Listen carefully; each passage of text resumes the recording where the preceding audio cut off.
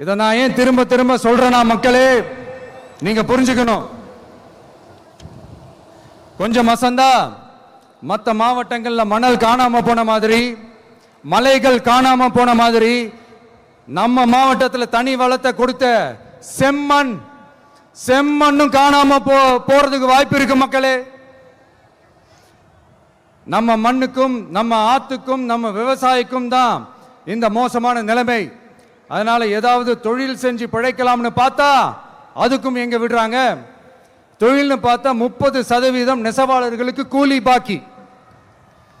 அரசாங்கம் நம்ம நெசவாளர்கள் கிட்ட இருந்து கொள்முதல் செய்த வேட்டி சேலைக்கான கூலியை கூட போராடித்தான் வாங்க வேண்டியதா இருக்குது. அது சலுகையோ உதவியோ நலத்திட்டமோ கிடைக்காது. நம்ம உழைப்புக்கான ஊதியம், நம்மளோட உரிமை, அதுக்கே போராட வேண்டிய நிலையில தான் இந்த அரசாங்கம் நம்மளை வச்சிருக்கு. நல்லா பார்த்துக்கங்க மக்களே, உரிமைக்கு குரல் கொடுத்தவங்க தான் இவங்க.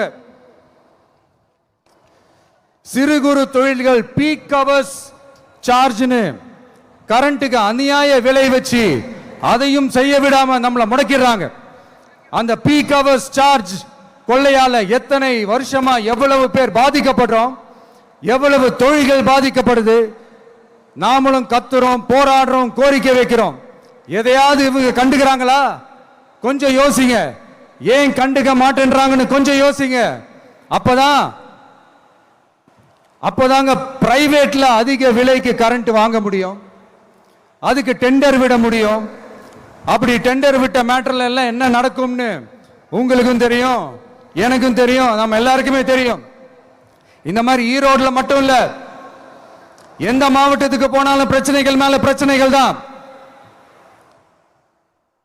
அதையெல்லாம்